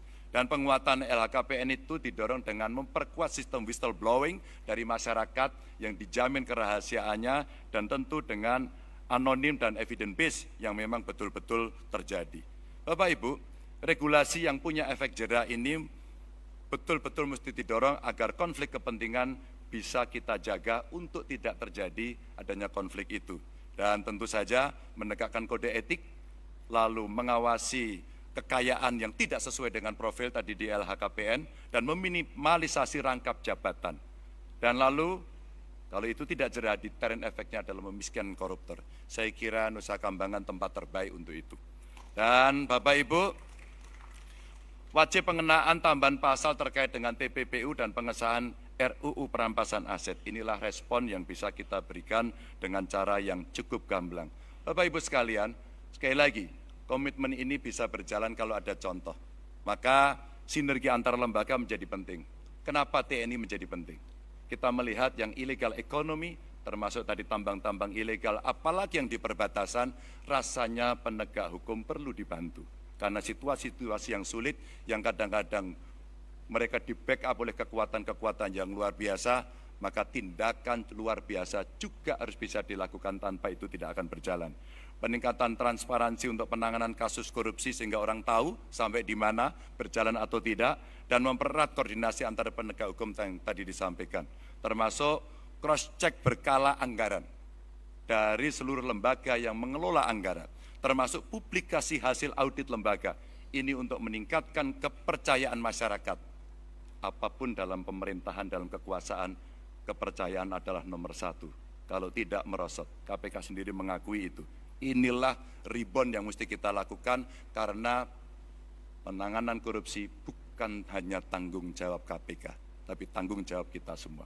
Dan APH serta inspektorat inilah yang mesti meningkatkan surveillance kegiatan transaksi sehingga PPATK juga menjadi kontributor yang penting. Serta penekanan dan penalti anti korupsi untuk inspektorat. Bapak Ibu, cerita-cerita inilah yang kemudian bisa kita berikan untuk memberikan kepada masyarakat keyakinan apa yang mesti kita kerjakan agar kita bisa melakukan itu dengan baik. Dan itulah nilai yang mesti kita dorong. Kita taat pada Tuhan, kita patuh pada hukum, dan kita setia pada rakyat. Terima kasih. Wassalamualaikum warahmatullahi wabarakatuh.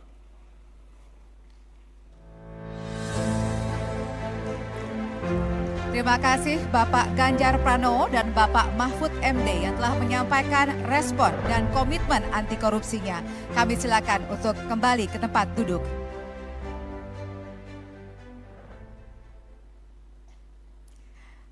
Hadirin, demikian telah kita dengarkan komitmen anti korupsi dari ketiga pasangan Capres-Cawapres.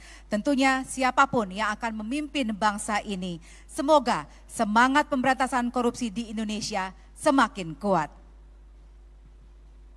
Berikutnya adalah pemberian jaket kepada calon presiden dan calon wakil presiden Republik Indonesia tahun 2024. Jaket ini merupakan simbol dari visi, misi, dan komitmen yang telah disampaikan dan telah disaksikan oleh seluruh masyarakat Indonesia. Selain itu juga akan diserahkan rekomendasi penguatan anti korupsi. Untuk itu mohon berkenan para Capres-Cawapres untuk melepaskan jaket dan jasnya terlebih dahulu.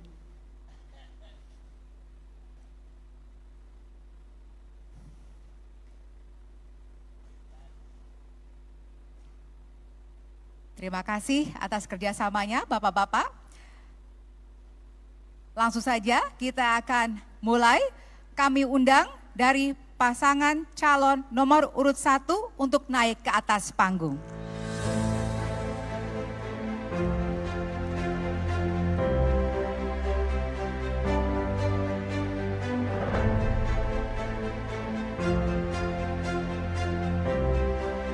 Selanjutnya kami undang pasangan calon nomor urut 2 untuk naik ke atas panggung.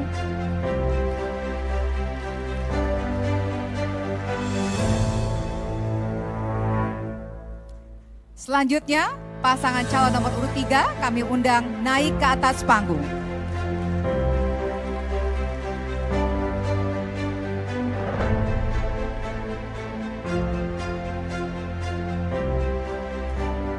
Kami undang Wakil Ketua KPK Bapak Johanis Tanak untuk memberikan jaket kepada para calon presiden dan calon wakil presiden yang telah ada di atas panggung.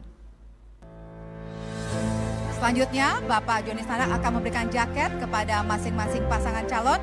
Namun jangan dipakai terlebih dahulu Bapak-Bapak karena kita akan memakainya bersama-sama nanti sesuai aba-aba.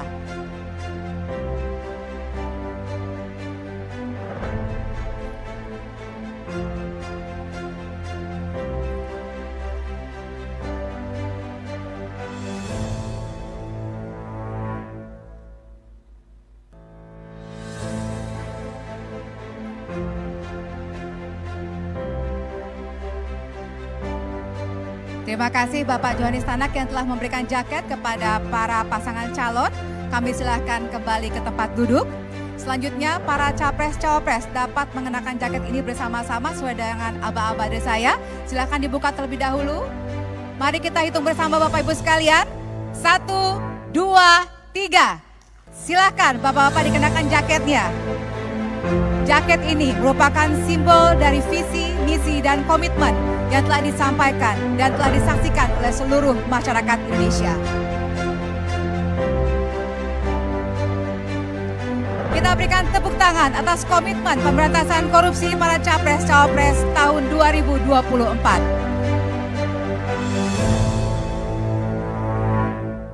Selanjutnya, kami mohon Bapak-Bapak untuk tetap di atas panggung.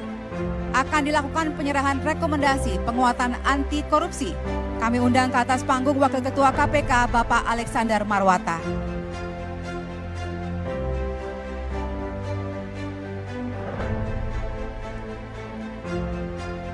Kami silakan Bapak Alexander Marwata memberikan rekomendasi kepada Capres nomor urut 1 Capres nomor urut 2 dan Capres nomor urut 3.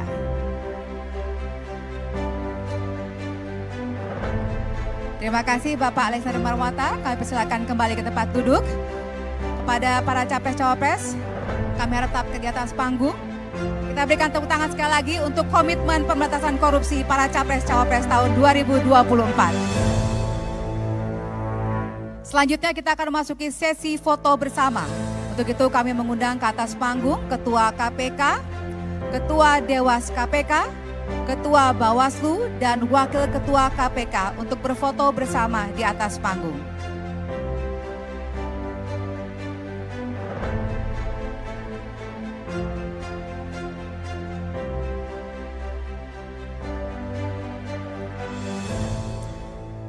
Kami mohon saat foto bersama pada para Capres dan Cawapres dapat menunjukkan rekomendasi yang telah diberikan oleh pimpinan KPK dengan menunjukkannya ke kamera di depan.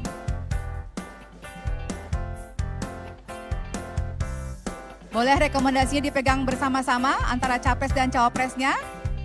Dipegang berdua, Bapak? Antara Capres dan Cawapres silahkan memegang berdua.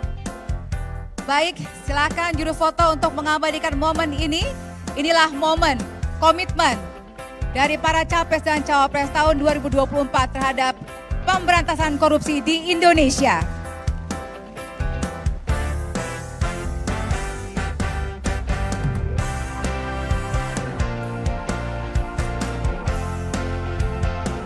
Baik, terima kasih Bapak-Bapak, kami persilakan kembali ke tempat duduk.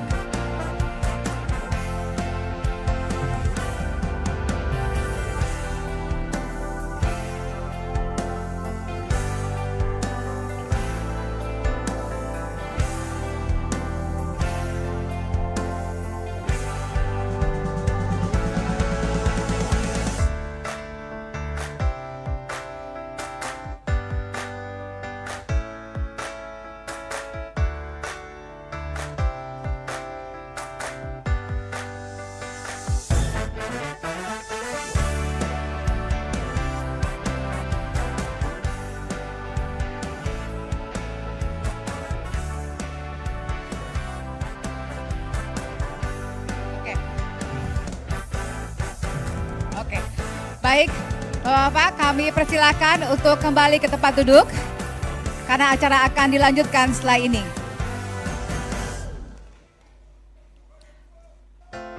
Oke, baik, terima kasih rekan-rekan media dan terima kasih Bapak Ibu sekalian. Kami persilakan kembali ke tempat kepada para calon presiden dan calon wakil presiden tahun 2024. Selanjutnya, Bapak Ibu hadirin undangan yang berbahagia, marilah kita bersama menyanyikan lagu Bagimu Negeri. Hadirin dimohon berdiri.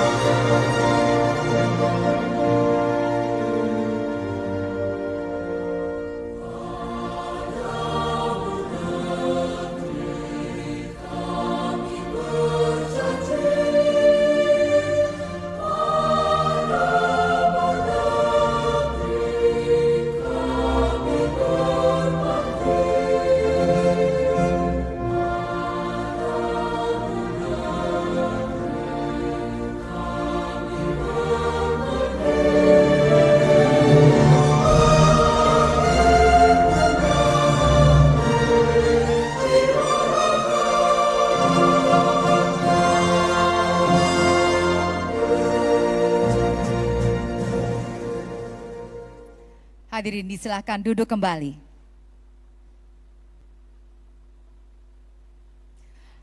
Bapak Ibu hadirin dan seluruh rakyat Indonesia yang menyaksikan acara ini. Sudah kita saksikan bersama tanggapan, respon dan komitmen para Capres dan Cawapres untuk mengatasi hambatan-hambatan dalam pemberantasan korupsi. Mari kita kawal bersama KPK untuk Indonesia yang bebas dari korupsi.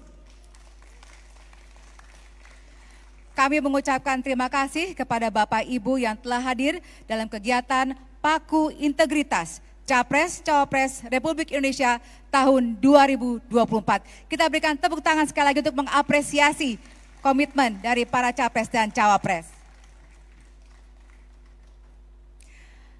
Beli rambutan ke pasar pagi, nggak taunya ketemu Pak Nawawi. Wahai para pemimpin negeri, mari wujudkan Indonesia bersih dari korupsi.